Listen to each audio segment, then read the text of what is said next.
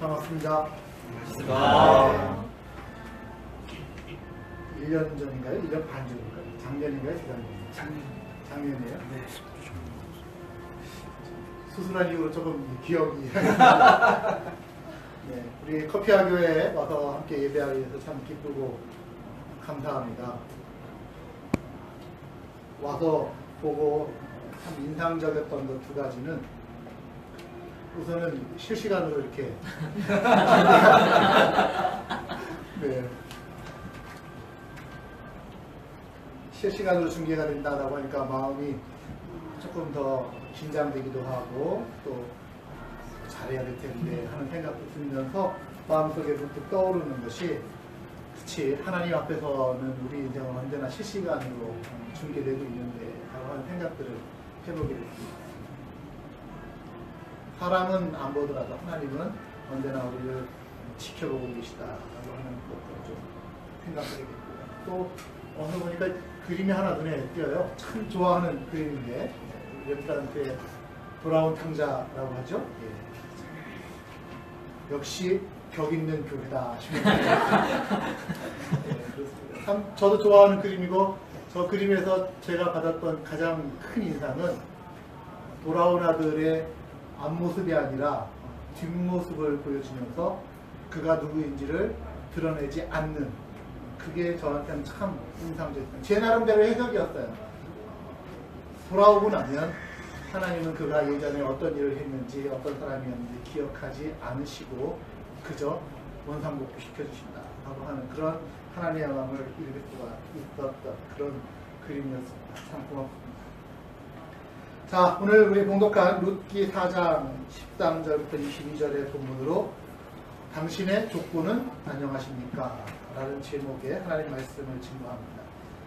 가정의 달이기도 하고 또 어버이 주일이라고도 하고 뭔가 이렇게 주제가 있는 주간의 설교는 조금 어렵습니다.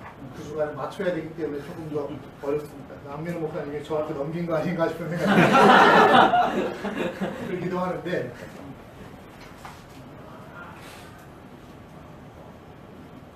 작년 연말쯤에 제가 저희 교회 복귀하고 나서 성도님들과 함께 룻기를 쭉 읽으면서 함께 말씀을 나눌 때 가장 마지막 본문이 바로 오늘 여기 있는 본문입니다.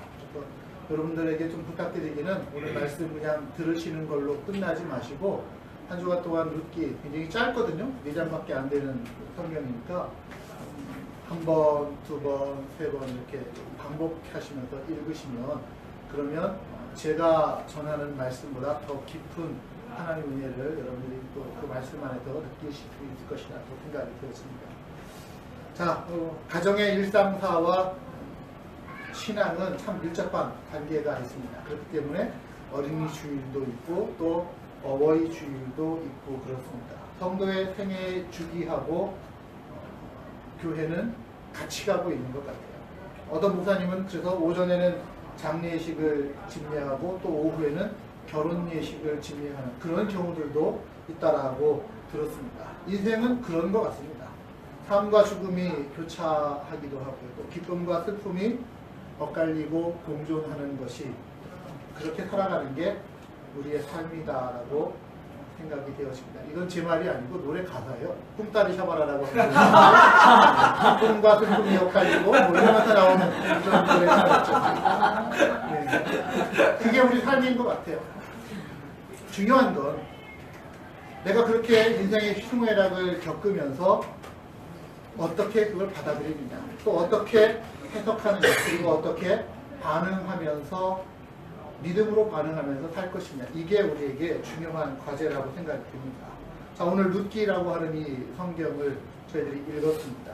룻기는 장례식으로 그 성경이 시작을 합니다. 아버지가 죽었더라 아들이 죽었더라 또 아들이 죽었더라 라고 하는 이야기 거기에 눈물 흘리는 여인들의 모습이 룻기 맨 처음에 나옵니다. 그런데 거기서 끝이 아니라는 거죠. 처음에는 울음소리로 시작한 성경이 마지막에는 웃음소리로 끝납니다. 처음에는 가난에 줄인 배를 움켜쥐는 그런 모습이었지만 마지막에는 그래도 등 따숩고 배부른 일상이 그들에게 이어져 갑니다. 처음에는 장송 목소리가 들려졌지만 마지막에는 웨딩 마치가 울리는 성경, 이게 룻기라고 하는 성경입니다. 어때요? 읽어보고 싶은 마음이 드시죠? 네, 꼭 읽어보시기를 바랍니다. 거기에 오늘 보니까 새로운 생명의 탄생까지 이어집니다. 저는 그렇게 생각해요. 뭐든지 우리의 과정들도 물론 중요하지만 끝이 좋아야 한다. 마지막이 좋아야 한다라고 생각합니다. 삶 가운데 그 희노애락이 좋지 않은 가운데 내가 최종적으로 어떤 모습으로 하나님 앞에 설 것인가를 우리는 스스로 물어야만 하겠죠. 결국 룻기는 이 무너진 가정의 이야기에서 그 가정이 회복되어지는 이야기로 뒤집어지죠. 하나님이 없는 이야기에서 시작했지만 그러나 결국은 하나님을 찬양하는 해피엔딩으로 끝난다라고 하는 점에서 인생 역전의 성경이 룻기가 아닌가 생각됩니다. 그리고 그것은 바로 하나님을 믿는 우리 하나님 백성의 최종 결론이라고도 저는 말씀드리고 싶습니다. 우리 인생이 결국 하나님 때문에 인생 역전되어지고 그 끝이 좋아지는 것, 이것이 하나님 안에서 우리가 믿고 기대하는 우리 신앙의 모습이라고 생각합니다. 아멘이신가요? 네. 우리의 인생 하나님 안에서 결국 해피 엔딩이 될 겁니다. 자, 우리 옆에 분에게 그렇게 한번 인사하실까요? 당신의 인생도 하나님 안에서 해피 엔딩이 될 것입니다. 인사하시죠. 당신의 인생도 하나님 안에서 해피 엔딩이 될 것입니다. 네. 자, 룻기. 오늘 본문을 보니까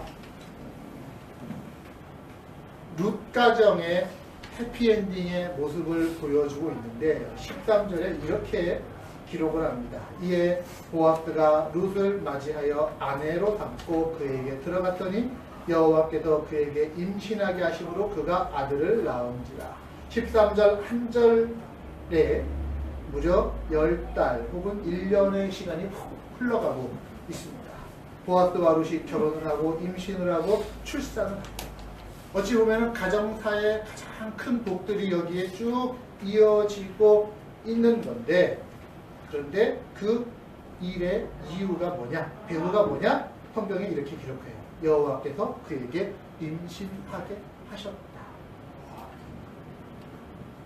해피엔딩으로 끝나는 그 일의 배후가 누구냐, 무엇이냐, 결국 하나님께서 그 일을 주관하셨다라고 하는 것입니다.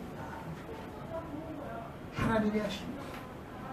성경은 룻이 임신하게 된 것에 대해서 하나님이 하셨다 이렇게 표현합니다. 물론 룻기 안에서 보면은 하나님이 다 하신 거죠. 그러나 하나님이 했다라고 하는 기록들을 그렇게 아주 노골적으로 공공연하게 하지 않고요. 룻이 하나님께서 했다라고 하는 이야기가 딱 두 군데 나오는데, 처음에 룻기 시작할 때 1장 6절에 보면은 여호와께서 자기 백성을 돌보시고 그들에게 양식을 주셨다 라고 하는 기록이 나오고, 맨 마지막에 가서 또한 여호와께서 룻에게 임신하게 하셨다. 중간에 모든 이야기도 또한 마찬가지라고 생각됩니다. 하나님께서 간섭하셨고 하나님께서 그 일을 진행하셨습니다. 우리 인생도 그렇습니다. 하나님께서 우리를 이 땅에 보내셨고 하나님께서 우리의 지나온 삶의 이력들 간섭하셨고 개입하셨고, 그리고 지금까지도 함께하고 계십니다. 지금 이 자리에도 하나님은 실시간으로 우리를 지켜보고 계시고 하나님의 계획 가운데로 이끌어가고 계실 뿐만 아니라 우리가 육신을 걷는 그 순간까지 하나님의 좋으심이 우리와 함께하고 계시다라고 합니다. 우리가 신앙생활 한다는 것, 하나님 믿는다라고 하는 게 뭐겠습니까? 바로 이거 아닙니까? 그 하나님을 믿는 거예요. 나의 생명의 주인 되시고 또 나의 삶의 주관자가 되시는 그분을, 그 하나님을 내가 믿는 것, 그리고 그 하나님이 나에게 좋은 계획과 좋은 일을 이루어가고 계시다는 것을 믿는 것, 이게 믿음이라고 하는 겁니다. 우리 그 복음성가 아주 오래된 찬송이죠. God is so good. 하나님은 좋으신 분이다. 하나님은 좋으신 분이다. 좋으신 하나님, 좋으신 하나님, 참 좋으신 나의 하나님, 이렇게 고백하는 것이, 그게 우리 신앙에 늘 하나님에 대한 것을 깨어있고 그리고 그 하나님을 향해서 고백해야 되는 내용이라고 생각되어집니다. 좋으신 하나님과 더불어서 지금 우리는 함께 하나님을 예배하고 있습니다. 자, 이 하나님은요, 우리를 이 땅에 보내시고서 그냥 네가 한번 알아서 살아봐 이렇게 하시지 않으세요. 하나님은 우리를 세상에 보내신 이후에 우리의 삶에 관심을 가지시고 또 개입하시고 그리고 그 일이 잘 되어지도록 가장 좋은 길로 가도록 하나님은 주장해 나아가십니다. 하나님은 또한 그 일에 열심을 내십니다. 쉬지 않으십니다. 성경이 뭐라고 기록하냐면 에스겔서 39장 25절 그러므로 주 여호와께서 이같이 말씀하시느니라 내가 이제 내 거룩한 이름을 위하여 열심을 내어서 야곱에 사로잡힌 자를 돌아오게 하며 이스라엘 온 족속에게 사랑을 베풀지라. 하나님께서 열심을 내십니다. 하나님은 이 세상을 주관하고 운행하시는 데에만 열심 내시는 것이 아니라 우리의 삶 하나하나를 좋은 길로 인도하시는 일에 열심을 내십니다. 우리가 집 나간 아들, 아버지가 그 아들이 돌아오기를 간절히 고대하면서 기다리고 기도했던 그런 것들처럼 하나님께서는 우리가 하나님 품을 떠났을 때 하나님 앞으로 돌아오게 하기 위해서 열심을 내어서 움직이시죠. 누군가를 만나게 하시고 어떤 소식을 듣게 하시고 발걸음을 옮겨가게 하십니다. 그래서 오늘 여러분들을 이 커피와 교회로 이끌어 가십니다. 이게 하나님이시라는 겁니다. 그 하나님의 열심이 우리의 삶 가운데 있다라고 합니다. 여러분 얼마나 은혜입니까? 얼마나 복입니까? 하나님의 열심이 나에게 꽂혀있다. 쉬지 않으시는 하나님의 열심이 나에게 관심 갖고 있고 나를 향해 일하고 계시다라고 하는 것. 자, 오늘 본문 계속해서 볼까요? 룻이 보아스하고 결혼을 하고요. 아들을 낳았다라는 소식이 베들레헴에 전파됩니다. 동네 여인들이 나오미를 찾아와서 축하 인사를 합니다. 맞죠? 같이 살던 사람들이 누군가의 집에 좋은 일 생기면 축하하는 게 맞죠? 예, 어떤 사람들은 축하하지 않아요? 사촌이 이 땅을 살면 배가 아프다. 이게 진리인 것처럼 괜히 배 아파하고 남자 관련된 일에 대해서 뭔가 좀 뒤틀린 심사를 발휘하기도 좋은데, 자, 이 사람들은 축하하고 축복합니다. 그런데 무엇을 축하합니까? 아유, 손주 낳았네요. 참 잘생겼네요. 옥동자네요. 뭐 이런 축하. 세상의 축하는 이런 축하입니다. 그런데 오늘 이 사람들이 나오미를 향해서 축하하는 내용을 들어보세요. 14절입니다. 축하하는 방법이 좀 달라요. 여인들이 나오미에게 이르되 찬송할지로다. 찬송할지로다. 여호와께서 오늘 내게 기업 물을 자가 없게 하지 아니하셨도다. 자, 축하하는데 가장 먼저 하는 일이 뭡니까? 하나님을 향한 찬송입니다. 하나님을 향한 영광입니다. 보통 가면 축하합니다. 아들 낳았네요. 뭐 손주 낳았네요. 이러면서 잘생겼네요. 뭐 이런 식으로 얘기할 텐데 그게 아니라 하나님을 찬송합니다. 하나님께 영광 돌립니다. 이 일이 하나님께서 하신 일입니다. 라고 하면서 그 영광을 하나님께로 돌립니다. 여러분 그리스도인의 축하는 이게 다른 겁니다. 세상 사람들은 그의 축하를 향해서 뭐 그가 세상에서 참 잘 될 거예요. 뭐 이러면서 축하할 수 있을지 몰라도 그리스도인들의 축하는 먼저 무엇을 향한 겁니까? 하나님께서 이 일을 하셨습니다. 하면서 하나님께 먼저 그 존재 이유를, 그 모든 것의 배후를 인정해 드리는 것, 그게 감사하고 그게 하나님께 영광 돌리는 방법입니다. 영광은 오직 하나님께 돌리는 거예요. 아, 이 일, 보아스가 룻을 긍휼히 여겨서 된 거야? 물론 보아스가 긍휼히 여겼죠. 그러나 그 보아스의 마음에 긍휼을 심으신 분 또한 역시 하나님이심을 인정하면서 이 모든 일의 배후에 하나님이 계시다. 그러므로 우리는 먼저 하나님께 영광 돌려야 되겠다. 하나님께 감사하고 영광 돌리는 자세, 믿는 바 신앙인의 축하하는 모습이고 영광 돌리는 자세라고 생각이 되었습니다. 우리 왜 운동 경기를 보다 보면은 왜 축구 선수가 골을 넣고 나면 뭐 세러머니 같은 거 하잖아요. 뭐 이렇게 이런 모습들 나오는데 저게 뭔가 했더니 알고 보니까 그래 하나님께 뭐 영광, 높이 계신 하나님께 뭐 영광 돌린다 뭐 이런 얘기다라고 그렇게 들었는데 정말로 기쁜 순간에 가장 먼저 하는 일이 어떤 사람을 향한 뭐 자랑, 뭐 세상적인 축복이 아니라 하나님을 기억하고 하나님 찬양하고 하나님께 감사할 줄 아는 자세. 이게 믿음을 가진 신앙인의 바른 축하의 모습이라고 생각이 되어집니다. 저도 목회하면서 이 봉헌 기도 드릴 때 우리 성도님들의 이 봉헌물들이 올라오거든요. 그럼 거기에 보면은 감사의 제목들 하나하나가 기록이 되어져 있으면 그걸 읽을 때마다 제 마음이 참 뭉클해집니다. 찡해옵니다. 인생사 하나하나에 대해서 감사하는 모습. 때로는 내 마음에 참 기쁘고 즐거운 일이지만 그리고 또 때로는 내 마음에 참 어렵고 힘든 순간이라 하더라도 하나님께서 이 순간을 통해서 결국은 하나님의 좋으심을 나에게 확인시켜 주실 거야. 기대하면서 감사하는 그런 모습들을 보면 더 성숙해져 가고 있는 그런 신앙의 모습들을 읽을 수 있어서 저 또한 감사합니다. 사랑하는 우리 여러분들도 우리의 축하는, 우리의 축복은 다른 무엇보다 먼저 하나님께 영광 돌리고 하나님께 감사할 수 있는 그런 하나님 앞에서의 기준을 바로 붙잡고 있는 축하 또 영광, 감사가 될 수 있기를 간절히 소원합니다. 결국에 13절에서 아까 봤는데요. 한 절에서 1년 가까운 시간이 확 흘렀다고 그랬는데 17절을 보시면요. 이제는 시간이 더 빨리 흘러갑니다. 17절 한번 같이 읽어볼까요? 그의 이웃 여인들이 그에게 이름을 지어주되 나오미에게서 아들이 태어났다 하여 그의 이름을 오벳이라 하였는데 그는 다윗의 아버지인 이새의 아버지였다. 자, 한 절에서 이번에는 3대가 후다닥 지나가 버리고 있어요. 오벳이라고 하는 자가 태어났는데 그가 누구냐라고 하니까 다윗의 아버지인 이새의 아버지였더라. 자, 표현하는 게 좀 다르죠?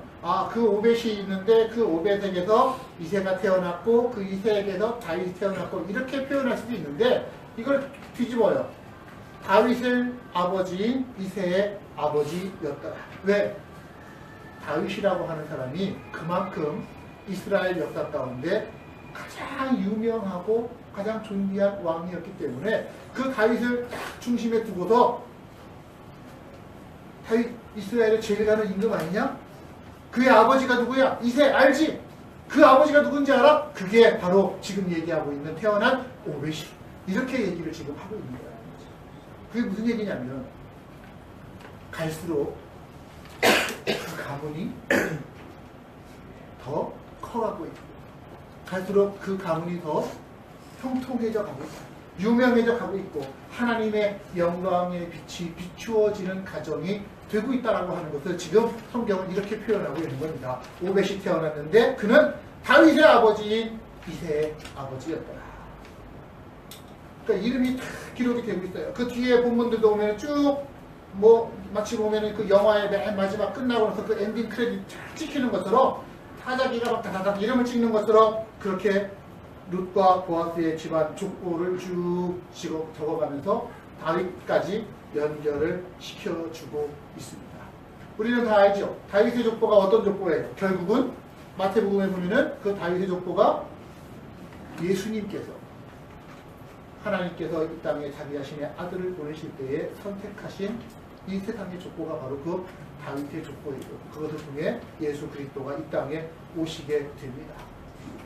성경에는 몇 개의 족보의 이야기가 나옵니다. 그런데 족보가 다 룻기 지금 여기에 나오고 있는 족보와 꼭 같지는 않습니다. 어떤 족보는요. 이어져 오다가 어떤 사람에게서 그쳐지는 그리고 더 이상 기록이 남겨있지 않은 족보가 있습니다. 불행한 족보이죠. 이어져 오다가 거기에서 끊겨버리고 마는 겁니다.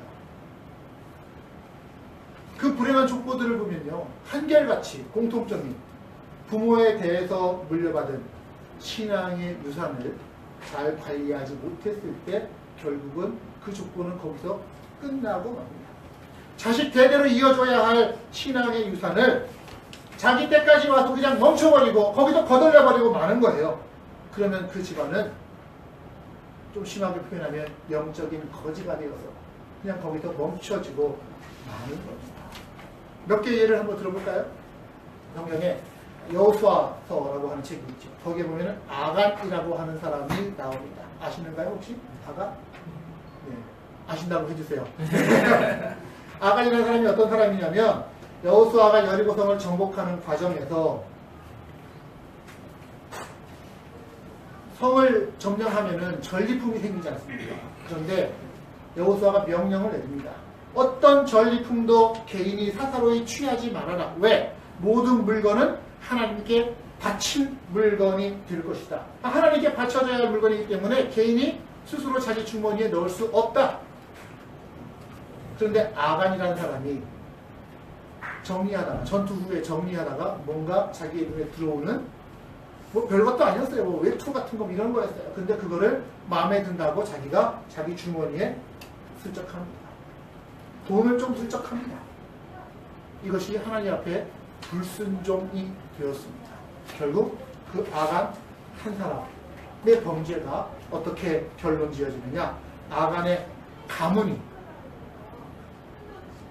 유다 지파 중에 한 가문인데요. 그 가문이 거기에서 그냥 끝나고 맙니다. 그리고 더 이상 성경에 그 아간의 이름, 그 자손들의 가문의 이름이 나오고 있지 않는 거예요. 또 이런 사람도 있습니다. 사무엘상에 보면은 엘리 제사장이라고 하는 사람도 나옵니다. 엘리 제사장은 나중에 사무엘이라고 하는 그 어린아이를 잘 키웠던, 위타카에서 키웠던, 어찌 보면은 육적인 부모의 역할을 대신했던 제사장이기도 한데, 제사장이에요. 오늘날로 말하면은 성직자, 목회자 가정이라고 할 수 있습니다. 그러나 이 가문이 참 희한한 가문입니다. 한 40년 동안 이스라엘에 사사이 기도했고 제사장으로 쓰임받았던 그러한 훌륭한 가문이었다 하더라도 자녀 교육에 실패했습니다. 엘리 제사장의 두 아들이 성전의 건달들이었어요. 목회자 자녀니까 성전에서 얼마나 자기들 마음대로 막 휘젓고 다녔겠습니까? 그러다 보니까 내 마음대로 다 해도 되는 건가 보다 하다 보니까 나중에는 성전의 건달들이 되었습니다. 결국 블레셋과의 전투에 하나님의 법궤를, 언약궤를 가지고 나갔다가 빼앗겼고 전투에 패했고 엘리의 두 아들은 그 전투에서 사망합니다. 아들들의 사망 소식을 들은 엘리는 목이 부러져서 죽고, 아들의 아내였던 그 아내도 아들을 낳았는데 그러나 자기 시아버지 그리고 자기 남편이 죽었다는 소식을 듣고 또 역시 죽습니다. 그리고 그 가문의 이름은 더 이상 성경에 기록되지 않습니다. 역사에 사라집니다. 뭔가 잘 흘러오는 것 같았는데 어떤 사건이 성경에 나오면서 더 이상 그들의 후손의 이름이 기록되지 않습니다. 그쳐버리는 거예요. 자기 때에서 신앙이, 가문이 끝나고 마는 겁니다. 이런 성경의 족보가 있는 거예요. 그러나 한편 어떤 족보는 누군가에게서 갑자기 성경에 기록이 됩니다. 어떤 이름이 갑자기 성경에 튀어나옵니다. 그리고 그의 후손들의 이름이 이어져가는 그런 가문이 있습니다. 아브라함이라는 사람이 그래요. 성경이나 우리가 많이 알고 있는 그 믿음의 조상들이 대부분 다 누군가로부터 시작된 믿음이 대를 이어가면서 하나님 안에서 복과 은혜를 받고 누리게 될 때 결국 그들은 성경에 기록이 되어지고 우리에게 전달되어지면서 훌륭한 가문, 믿음의 가문이로구나 기억되어지는 겁니다. 오늘 그 중에 하나가 바로 이 룻기에 나오고 있는 족보입니다. 자, 18절 보세요. 베레스의 계보는 이러하니라 라고 기록이 되어져 있는데 이것이 마태복음에는 이렇게 기록됩니다. 마태복음 1장 3절 보면 유다는 다말에게서 베레스와 세라를 낳았다. 또 21절 우리 본문 살몬은 보아스를 낳았고 보아스는 오벳을 낳았다. 근데 마태복음에는 살몬은 라합에게서 보아스를 낳았고 보아스는 룻에게서 오벳을 낳았다. 룻기의 족보에는 생략되어 있는 이름들이 마태복음의 족보에 보니까 언급되는 이름들이 있습니다. 여인들의 이름이었어요. 다말이라고 하는 여인, 라합이라고 하는 여인, 룻이라고 하는 여인, 이 여인들의 이름이 성경에 기록이 되어집니다. 한결같이 이방인입니다. 이방인이 뭔지 아시죠? 이스라엘 사람들이 아니고 다른 민족 사람들이었다는 거예요. 그러나 어떤 계기로 그들이 믿음을 가졌고 그 이스라엘 사람들 안에 함께 살게 되어졌고 비록 자기들 고향 신이 아닌 새로운 신 여호와 를 섬기기 시작했지만 그들은 성경에 나오는 그 어떤 사람들보다 위대한 족보의 반열에 이름을 올리게 됩니다. 자기로부터 시작한 1세대 신앙인이라고 하는 거예요. 남들보다 비록 늦게 출발했지만 불리한 조건에서 시작한 신앙이었지만 그러나 불꽃 같은 신앙의 열심으로 말미암아서 결국 하나님 나라에서 큰 포션을 차지하게 된 사람들이 오늘 성경에 기록되어져 있는 겁니다. 저의 집안 얘기를 잠깐 하자면요. 저는 3세대 신앙인입니다. 그 말은 저희 아버지 또 저희 할아버지부터 해서 신앙생활을 하시게 되어져서 저까지 왔고 또 저희 자녀들로 이어져 가고 있습니다. 제 처가도 3세대 신앙이 그렇습니다. 그런데 한편으로는 그렇게 좋은 신앙적인 전통이 있으니 좋겠죠. 네, 좋은 겁니다. 참 좋습니다. 그러나 한편으로는 오늘 이 룻기의 기사를 묵상하면서 제 마음에 드는 생각은 성경은 그런 거예요. 나중된 자가 먼저 되기도 한다는 겁니다. 먼저 된 자가 나중될 수도 있다라고 하는 겁니다. 나 할아버지 때부터 신앙생활을 했고 할아버지가 참 교회에 열심히였고 하나님 나라에 열심으로 했기 때문에 내가 그 유산을 받아 누리고 있다. 물론 좋지요. 그러나 거기서 끝나버리고 만나면 어떻게 될까요? 거기서 신앙이 대를 이어가지 못하게 된다면 어떻게 될까요? 한편으로는 할아버지의 신앙은 그렇게 열심히 있는 신앙이었는데 한 대를 이어가니까 조금 그 열심이 식어졌고 또 그 다음 대를 이어가니까 열심히 더 식어졌고 대를 이어갈수록 열심히 더 식어져서 결국은 어느 때에선가 아예 신앙이 없이 살아가는 가정이 되어버렸다라고 한다면 그 가정은 불행한 가정 아닙니까? 신앙적으로 불행한 거 아닙니까? 하나님에서 잊혀진 신앙 아닙니까? 우리 역시 그럴 수 있다는 겁니다. 정신 차리지 못하면 아간처럼 엘리세상 가정처럼 한순간에 무너질 수도 있고 하나님에게서 잊혀진 가문이 될 수도 있는 겁니다. 반면에 다말, 라합, 룻 어떻습니까? 육신적으로는 비록 여러 사람들처럼 다 똑같이 세상을 떠나서 죽었습니다. 그러나 그들의 인생은 그것이 끝이 아닙니다.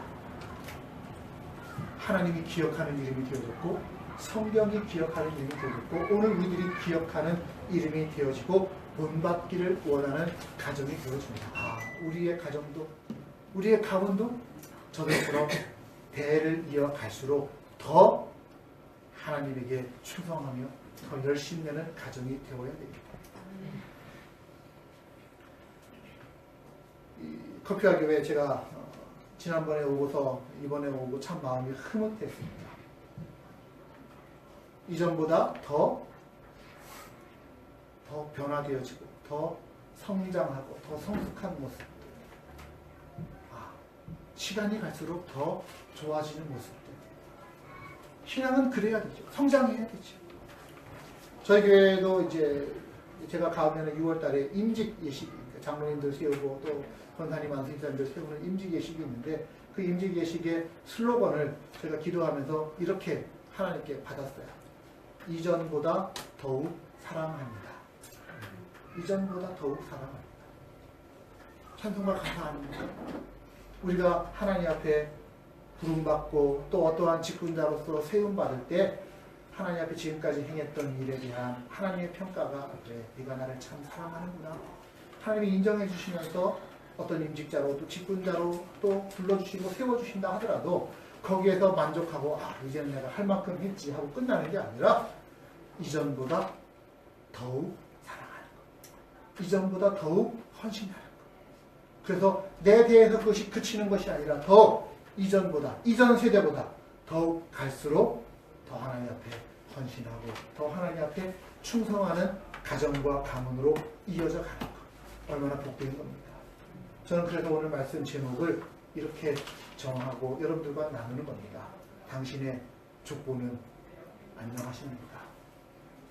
오늘 당신의 가정의 족보는 안녕하십니까? 오늘 여러분들의 신앙의 족보는 안녕하십니까? 잘 이어져 가고 있습니까? 육신적 혈통만이 아니라 영적으로 잘 이어져 가고 있는지, 또한 그냥 내 아버지 또 내 자녀로 이어져 가는 거기에 믿음을 이어져 가겠다 뿐만 아니라 내가 예수 믿게 됩니다. 내가 하나님 백성 된 계기가 내 부모님 때문만이겠어요? 그렇지 않잖아요. 누군가가 나를 위해서 기도해주고, 누군가가 나에게 복음을 증거해주고, 나의 손을 붙잡고 끌고 왔기 때문에 내가 또 하나님 백성 되어진 것처럼 나의 신앙의 족보는 혈통을 뛰어넘어서 그렇게 이어져 가야 할 줄로 믿습니다. 나도 누군가를 위해 기도해 주는 거예요. 내 자녀뿐만 아니라 내가 관심을 갖고 그 영혼이 하나님께로 돌아와야 되겠다. 과거에 어땠는지 상관없지만 그러나 하나님께로 돌아오면 하나님께 딱 품어주시니까 그 영혼이 돌아와야겠다 생각하고 그 영혼을 품고 기도해 주고, 또한 그를 지극정성으로 섬기면서 거기에서 하나님의 사랑을 나를 통해서 증거해 보여주고, 그리고 그의 손을 붙잡고 또 이끌고 오고, 그런 과정들을 통해서 복음이 전달되어진다면 그게 나를 통해 복음이 전달되어진, 증거되어진, 대를 이어가는 그런 신앙의 모습이 아닌가 생각합니다. 사랑하는 성도 여러분, 여러분으로부터 복음이 여러분의 대를 이어서 육신의 혈통뿐만 아니라 영적인 혈통의 대를 이어갈 수 있는 여러분들의 신앙 되기를 주님의 이름으로 축복합니다. 그냥 단순히 뺨에 그쳐지는 그런 신앙이 아니라 대를 이어갈수록 더 하나님이 기뻐하는 사람들이 나오고, 대를 이어갈수록 더 하나님 앞에 충성하며 헌신하는 사람들이 나올 수 있는 그런 우리의 육신의 가정 될 수 있도록, 그런 교회가 될 수 있도록 우리 함께 그 비전을 품고 기도하면서 자녀들을 양육하고 섬기면서 복음을 전파하고 증거할 때 그 일을 하나님이 기뻐하실 것이고, 하나님의 좋으신 계획들로 우리의 생각들을 채워주실 줄로 믿습니다. 아무쪼록 그러한 계획들 가지고 품고 기도하면서 나를 통해 복음이 전파되고 증거되기 원합니다. 주님, 그 일에 나를 사용해 주옵소서. 나를 통해 내 육신의 자녀들에게까지 더 좋은 신앙의 전통이 전달되어지고, 갈수록 하나님 앞에 은혜 받는, 복 받는 가정 되기를 원합니다. 또 나를 통해 복음이 내가 모르는 사람에게까지 전달되고 증거될 수 있도록 나를 사용해 주옵소서. 이렇게 하나님 앞에 여러분 자신을 드리며 믿음의 혈통을 이어가는 여러분의 되시길 간절히 소원합니다. 같이 기도하겠습니다.